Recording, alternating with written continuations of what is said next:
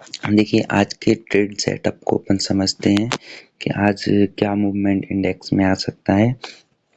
सबसे पहले आपको बता दूं कि हम जो भी आपके सामने यहाँ पर अपनी ये सब बात रख रहे हैं, ये सब स्टडी पर्पस से रख रहा हूँ और मेरा विचार है कि हम अगर डिस्कस करेंगे तो बहुत सारी चीज़ें ऐसी हमारे सामने निकल के आएंगी जो हम समझ करके अपने ट्रेड को बहुत बेहतर बना सकते हैं।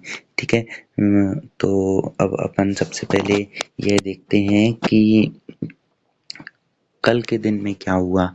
मैंने कल आप सभी से कहा था कि मैं ऐसा एक्सपेक्ट कर रहा हूँ कि मार्केट प्रीमियम एरर करेगा और प्रीमियम डिके करके और बाज़ार बड़ा मूवमेंट नहीं दिख रहा है। क्यों नहीं दिख रहा था? क्योंकि मुझे जहाँ तक यह लग रहा था अपने अनुभव के आधार पर कि मार्केट में बहुत ज़्यादा प्रीमियम थे और पोजीशंस जो थी वो दोनों तरफ की काफ़ी हैवी पोजीशंस थी। ठीक है, तो जहाँ पर सपोर्ट और रेजिस्टेंस थे उनके अकॉर्डिंग मुझे ऐसा लग रहा था कि मार्केट में बड़ा मूवमेंट अगले एक्सपायरी तक, मतलब जो आने वाली एक्सपायरी है, अभी ये तीनों दिन लगातार फिर निफ्टी की एक्सपायरी भी थी ट्यूसडे को और उसके बाद आज वेडनेसडे को बैंक निफ्टी की एक्सपायरी है और कल की एक्सपायरी जो है वह निफ्टी की एक्सपायरी है। ठीक है, और उसके बाद सेंसेक्स की एक्सपायरी है। तो वैसे तो गवर्नमेंट ने मतलब कि सेबी के रूल्स के अकॉर्डिंग जो है यह मंथली एक्सपायरी ख़त्म कर दी, लेकिन चूँकि पिछले ही हफ्ते से यह एक्सपायरी को बंद किया है तो वो 20 तारीख तक जो एक्सपायरी थी वो तो हो गई, उसके बाद ये मंथली एक्सपायरी आ गई 26, 27 और 28 इन डेट में। ठीक है, तो अभी मतलब ये मानो कि इस थर्सडे और फ्राइडे तक यह रहेगा कि जिस रिदम में अभी तक हम थे कि हर वीकली एक्सपायरी के अकॉर्डिंग मार्केट मूवमेंट करता था, वही चल रहा था।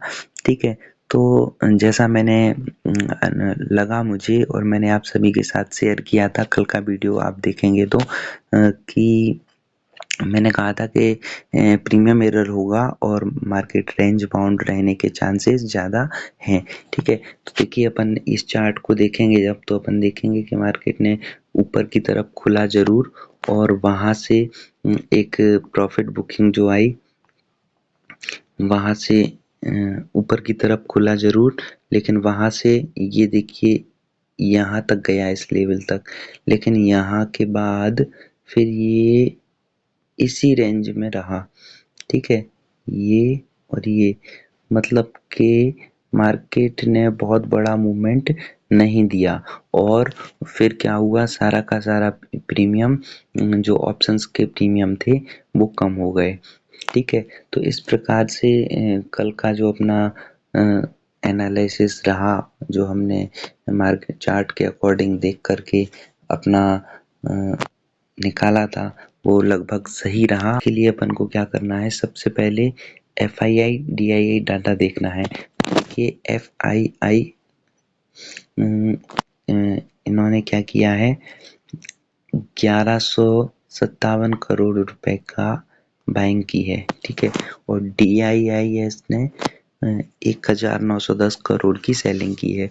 तो यहाँ पर सेल करने का डाटा ज़्यादा है इनका कल का, लेकिन बहुत हैवी गैप नहीं होने के कारण हमने देखा कि बाजार जो है थोड़ा सा ही माइनस में बंद हुआ। बहुत ज़्यादा एक बार तो लगा था कि मार्केट काफ़ी नीचे जा सकता है, जब मार्केट ने अपने लेवल्स जो सपोर्ट लेवल के आसपास जब पहुंच गया था, तो लेकिन सपोर्ट लेवल के लिए ब्रेक नहीं किया और उसके बाद वहां से बाजार रिकवर कर गया।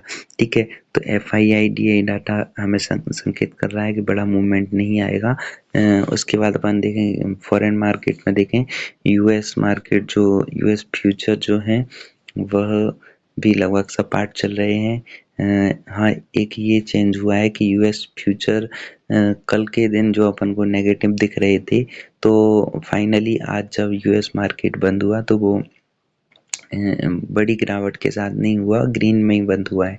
ठीक है, गिफ्ट निफ्टी अपन को संकेत दे रहा है 36 पॉइंट प्लस होने के, नेस्डैक 124 पॉइंट प्लस है। तो इन सभी से अपन देखेंगे कि हमारे लिए अच्छे संकेत मिल रहे हैं। यूरोपियन मार्केट में थोड़ी थोड़ी गिरावट है, तो मतलब सब मिले जुले संकेत हैं, कोई बड़ा मूवमेंट फॉरेन मार्केट में भी नज़र नहीं आ रहा है।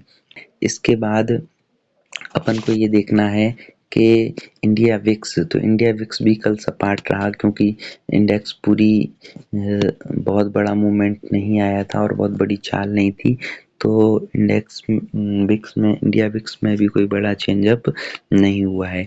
ठीक है, इसके बाद कल फिन निफ्टी की एक्सपायरी थी। फिन निफ्टी देखिए -11 पॉइंट ओनली बंद हुआ है। तो इस प्रकार से जो अपन ने कल जिस तरीके से सोच के रखा था, उसी के अकॉर्डिंग मार्केट ने पूरा मूवमेंट अपन सभी के लिए, जो हमने कल सोच करके रखा था उसी के अकॉर्डिंग मार्केट ने हमें पूरा मूवमेंट दिया। अब हमें ये भी देख लें कि हमारे जो ऑप्शंस के डाटा हैं वो कैसे रहे थे। तो ऑप्शंस में जो ओपन इंटरेस्ट है वो देखिए, निफ्टी का जो 28 नवंबर का है, क्लोजिंग के समय का जो ओपन इंटरेस्ट है, उसके अकॉर्डिंग पीसीआर डाटा जो है 0.16 पर है, और बैंक निफ्टी का PCR data 0.5 and fin Nifty का पीसीआर डाटा 0.86। तो इसके अकॉर्डिंग तो यह शो कर रहा है कि आज बैंक ने फिन निफ्टी इन सभी में ज़्यादा बुलिश रह सकता है, इसमें मूवमेंट ऊपर की तरफ ज़्यादा जल्दी आ सकता है। और बैंक निफ्टी की आज चूँकि मंथली एक्सपायरी है, तो मंथली एक्सपायरी के होने के कारण बैंक निफ्टी के जो प्रीमियम है वो बहुत फास्ट मूव करेंगे, इसलिए बैंक निफ्टी, और कल निफ्टी की एक्सपायरी है, निफ्टी में भी प्रीमियम जो है वो बहुत फास्ट मूव करेंगे। इसलिए इस चीज़ का बहुत विशेष ध्यान रखना है कि बैंक निफ्टी एंड निफ्टी में आप जो भी ट्रेड लें वो एकदम एग्जैक्ट सही टाइम पर होना चाहिए। अगर आपका लेवल मिसमैच करता है, कोई टाइमिंग मिसमैच करती है, तो उसमें यह हो सकता है कि आपके प्रीमियम डिके हो जाए, और प्रीमियम डिके होने के कारण आपका स्टॉप लॉस जो है वो थोड़ा सा नीचे ही रखें तो ज़्यादा बेहतर होगा। क्वांटिटी के लिए कम रखें, अगर क्वांटिटी आप ज़्यादा रखते हैं तो पैनिक हो सकते हैं, और पैनिक होकर के काम नहीं होता है। सपोर्ट और रेजिस्टेंस लेवल पर ही एंट्री लें, और इसके साथ अपन को ये देखना है कि हमारे जो ऑप्शंस के डाटा हैं उनके अकॉर्डिंग हमारे लिए निफ्टी और बैंक निफ्टी वीक शो कर रहे हैं, और फिर निफ्टी ऐसा लग रहा है कि आज बाउंस इनकी अपेक्षा ज़्यादा बड़ा मूवमेंट दे सकता है।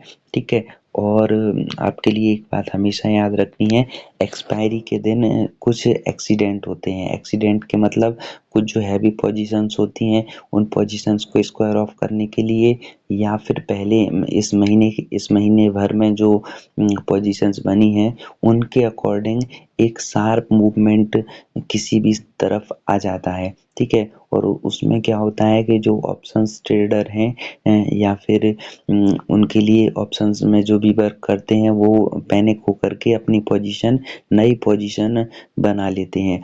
तो आपके लिए ये हमेशा ध्यान रखना है कि बाजार पैनिक करेगा, लेकिन हमें पैनिक होना नहीं है। मार्केट में को पैनिक होना है तो होने दो। अपन के लिए क्या करना है, हमारे लिए तो अपनी जो हमारी डेली रूटीन है, जो हमारी क्षमता है, उससे ज़्यादा ट्रेड नहीं रखना है। और दूसरी बात आपके लिए आज ध्यान रखने की ये है, proper target and proper stop loss दिमाग में नहीं स्क्रीन पे लगा के रखना है। अगर आपके टारगेट की तरफ आपकी कॉल या पुट बढ़ रही है तो आप उसमें टारगेट डाल करके रखो। टारगेट से कितना ही ऊपर चला जाए उसमें किसी भी प्रकार का पछतावा मत करना कि यार अगर बड़ा रखता तो बड़ा प्रॉफिट बन जाता। ठीक है, यही स्टॉप लॉस में करना, जो भी प्रॉपर स्टॉप लॉस है। मैं ये नहीं कह रहा हूँ कि छोटा रखिए या बड़ा रखिए, जहाँ सपोर्ट रेजिस्टेंस पर स्टॉप लॉस है वहाँ आपको प्रॉपर स्टॉप लॉस डाल के रखना है। लॉस होगा तो उतना ही होगा जितना आपका स्टॉप लॉस डला है, उससे ज़्यादा लॉस नहीं होगा। इसलिए चूँकि आज एक्सीडेंट हो सकते हैं, कोई बड़े छोटे मूवमेंट शार्प आ सकते हैं, तो आप इस चीज़ का विशेष ध्यान रखें, और हो सके तो स्प्राइट बना करके काम करें।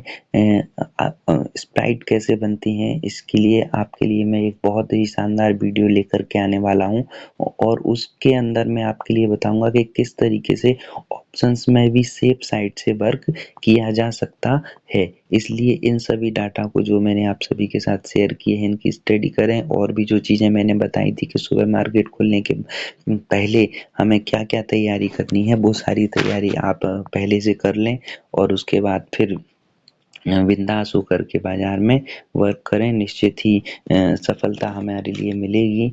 तो किसी ने कहा भी है कि गिरते हैं शहसवार ही मैदानी जंग में, गिरते हैं शहसवार ही मैदानी जंग में, वो तिफ़्त क्या गिरेगा जो घुटनों के बल चले।